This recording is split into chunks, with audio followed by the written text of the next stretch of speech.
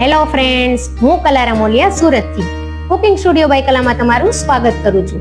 આજે આપણે બનાવીશું શિયાળામાં ખૂબ જ મજા આવી જાય તેવું લીલી હળદરનું શાક. લીલી હળદરનું શાક એ નામ સાંભળીને જ ઘણાને તો ખાવાનું મન નથી થતું, પણ આપણે જે આજે રીત બતાવીશું એ અલગ જ રીતથી આપણે બનાવીશું. તો તમને પણ ખૂબ જ પસંદ આવશે અને તમને પણ થશે કે બીજી વાર પણ બનાવીને આપણે ખાઈએ. તો મારી રેસીપીને પૂરી જોજો.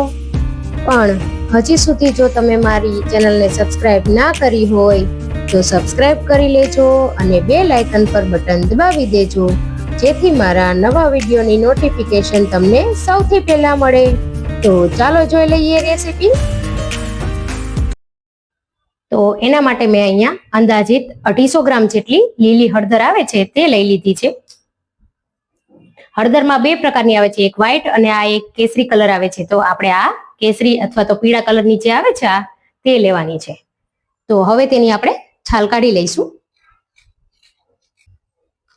છાલ સરસ કાઢી લેવાની છે, જેથી હળદર આપણે જ્યારે ખમણીએ ત્યારે સરસ પીળો કલર એમાં આવે.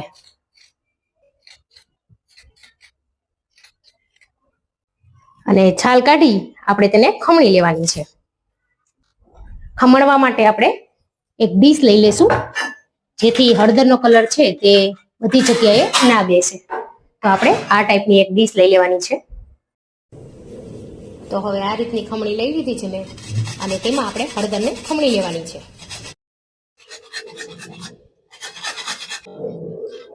તો આ જ રીતે આપણે બધી જ હળદરને ખમણી લઈશું.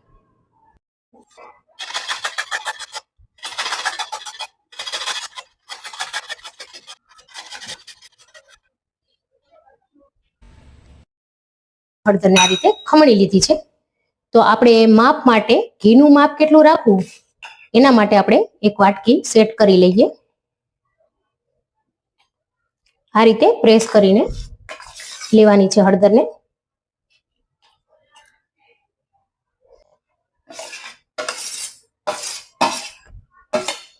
તો અહીંયા મારે પ્રેસ કરીને એક વાટકી જેટલી હળદર થઈ છે. તો આપણે આ જ માપની વાટકીથી આપણે ઘી લેવાનું છે. તો હવે જે વાટકીના માપથી આપણે હળદર લીધી હતી તે જ વાટકીના માપથી આપણે ઘી લીધું છે. તો તેમાંથી મેં અડધી વાટકી જેટલું ઘી અત્યારે લઈ લીધું છે. તો સૌથી પહેલા આપણે હળદરને થોડી રોસ્ટ કરી લેવાની છે ઘીમાં, જેથી કરી તેનો ટેસ્ટ ખૂબ સરસ એવો આવે. તો પહેલા આપણે ઘી થોડું ઓગળી જાય એટલે તેમાં હળદર ઉમેરી દેવાની છે. અડધી વાટકી આપણે ઘી અહીંયા લીધું છે અને અડધી વાટકી ઘી આપણે બીજો વઘાર કરીએ ત્યારે લઈશું. અને તમે જો ઘી ઓછું ખાતા હોય તો થોડું ઓછું પણ લઈ શકો, પણ ટ્રેડિશનલ જો તમે રીતથી બનાવવા જશો તો આ જ રીતથી બને છે. તો હવે આને આપણે 5 મિનિટ માટે સાતળી લેવાની છે. તો તમે જોઈ શકો છો કે 2 થી 3 મિનિટ થઈ ગઈ છે અને હળદર જે છે તે થોડી પોચી થઈ ગઈ છે, નરમ પડી ગઈ છે. તો હજી આપણે 2 થી 3 મિનિટ સુધી ચલાવીશું. ઘીમાં સાતળવાથી આ રીતે ટેસ્ટ ખૂબ જ સરસ આવશે. જો જેમ જેમ આપણી હળદર શેકાતી જશે તેમ તેમ સરસ કલર ચેન્જ થતો જશે. સરસ હળદર આપણી રોસ્ટ થઈ ગઈ છે સરસ. તમે જોઈ શકો કે કલર પણ થોડો ચેન્જ થઈ ગયો છે અને થોડી નરમ પણ પડી ગઈ છે. તો આપણે તેને સાઈડમાં રાખી દઈશું અને બીજી એક પેન લઈ લેશું. તેમાં આપણે હવે બાકીનું જે ઘી રહ્યું છે અડધી વાટકી એ ઉમેરી દઈશું.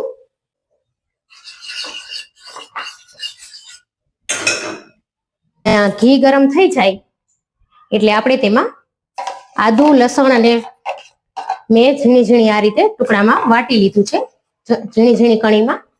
એને આપણે અડધી મિનિટ માટે રોસ્ટ કરી લઈશું.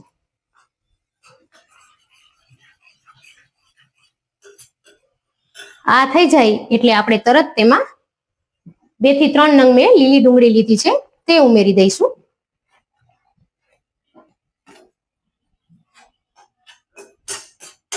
અને સાથે જ મેં અહીંયા થોડું ફુલાવર લીધું છે. બધું વાટકીના માપથી અડધી વાટકી જેટલું અંદાજિત લીધું છે મેં અહીંયા.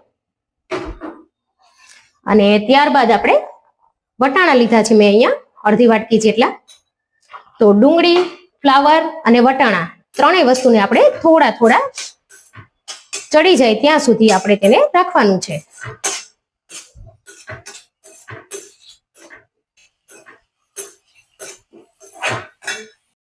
તો અહીંયા આપણા સિક્રેટ ઇન્ગ્રેડિયન્ટમાં હતું ફ્લાવર, જે આ શાકમાં ઉમેરવાથી ખૂબ જ સરસ ટેસ્ટ આવશે. જે પ્રોપર રાજસ્થાની લોકો હોય છે તે ફ્લાવર ઉમેરે છે, બાકી નથી ઉમેરતા. પણ તમે એકવાર આ રીતે ફ્લાવર ઉમેરીને બનાવજો હળદરનું શાક, ખૂબ જ ટેસ્ટી લાગશે, એટલો લાજવાબ ટેસ્ટ આવશે. તો હવે થોડો કલર ચેન્જ થઈ જાય ને આ બધું ચડી જાય ત્યાં સુધી હવે તેને રેવા દઈએ. હવે આ રીતે થોડું ચડી જાય એટલે આપણે તેમાં એક નંગ ટામેટું ઉમેરી દેવાનું છે અને બધું જ સારી રીતે પાછું ચડવા દઈશું. અને સાથે જ હવે આમાં આપણે લીલું લસણ પણ ઉમેરી દેવાનું છે, જે પણ મેં અડધી વાટકીથી થોડું જ ઓછું છે. જો લીલું લસણ તમારી પાસે અવેલેબલ ના હોય તો તમે સૂકું લસણ પણ લઈ શકો. અને આમાં મેં મરચીનો ઉપયોગ નથી કર્યો તીખાસ માટે, હું લાલ મરચું જ ઉમેરીશ. બધાને જે પસંદ હોય એ પ્રમાણે તમારે ઉમેરવું. તમને જો લીલું મરચું પસંદ હોય તો તમે લીલું મરચું પણ અહીંયા ઉમેરી શકો છો, પણ હું અહીંયા લાલ મરચું જ ઉમેરીશ. તો હવે આ બધું ચડે છે તેની સાથે જ આપણે અત્યારે હળદર ઉમેરી દેવાની છે, રોસ્ટ કરેલી. હળદર ઉમેરીએ ત્યારે જ આપણે બાકીના મસાલા પણ કરી લેવા. તો અહીંયા હું મીઠું સ્વાદ અનુસાર, ત્યારબાદ થોડું અડધી ચમચી જેટલું ધાણા જીરું, 1 ચમચી જેટલું લાલ મરચું, અહીંયા તમે તીખું ખાતા હોય એ પ્રમાણે તમારે લેવું, અને 1 ચમચી જેટલો ગરમ મસાલો. આ બધું જ ઉમેરી સારી રીતે મિક્સ કરી લઈશું. આ જોઈને કોઈને નહીં લાગે કે આ હળદરનું શાક બનાવ્યું છે આપણે, અને બધાને ખૂબ જ પસંદ આવશે. આ રીતે આપણે થોડું થોડું ટમેટા જ્યારે ચડી જાય ત્યારે તેને પ્રેસ કરી દઈશું આ રીતે થોડા થોડા. જો સરસ ઘી પણ છૂટું જ પડવા લાગ્યું છે આ રીતે. તો હવે તેને 2 થી 3 મિનિટ સુધી ચડવા દઈએ, જેથી કરી બધા જ મસાલા સારી રીતે અંદર મિક્સ થઈ જાય. થોડું આપણે અહીંયા પાણી ઉમેરીશું, ખાલી 2-3 ચમચી જેટલું જ પાણી ઉમેરેલ છે કે જેથી આપણે આ સરસ ચડી જાય. પાણી બળી જાય અને ઘી ઉપર આવી જાય ત્યાં સુધી આપણે તેને રાખીશું. તો જો તમે જોઈ શકો છો કે 2 થી 3 મિનિટમાં જ સરસ એવું ઘી આપણું છૂટું પડી ગયું છે અહીંયા. તો હવે આ રીતે આપણે થોડું થોડું પ્રેસ કરી દઈશું, જેથી કોઈ ટમાટાના ટુકડા દેખાતા હશે તો તે સરસ મેશ થઈ જાય. આ રીતે ચમચેથી જ કરવાનું છે આપણે. જો બધું જ સરસ ચડી ગયું છે. તો હવે આપણે તેમાં દહીં ઉમેરીશું. જેટલી હળદર હતી એટલું જ આપણે દહીં લેવાનું છે અહીંયા, 1 વાટકી જેટલું. તો હવે તેમાં આપણે થોડું ખાંડ ઉમેરી દેવાની છે, અડધી ચમચી જેટલું, અને દહીં ઉમેરી દઈશું. અને હવે એકદમ સરસ રીતે મિક્સ કરી લઈશું. તરત જ આપણું ઘી જે છે તે છૂટું પડી જશે સરસ. હવે આ રીતે કન્ટિન્યુ 2 થી 3 મિનિટ સુધી ચલાવીશું, જેથી કરી દહીં ફાટે નહીં. તો દહીં સરસ મિશ્રણ સાથે તમે જોઈ શકો કે મિક્સ થઈ ગયું છે. તો હવે તેમાં 2 થી 3 ચમચી પાણી નાખી 10 મિનિટ સુધી ઢાંકી અને ધીમા તાપે ચડવા દઈશું.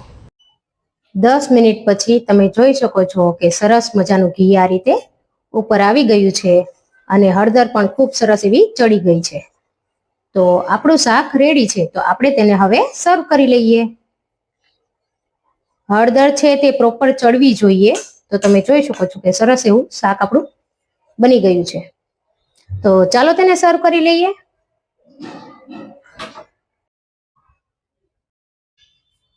તો ચાલો ટેસ્ટ કરી લઈએ.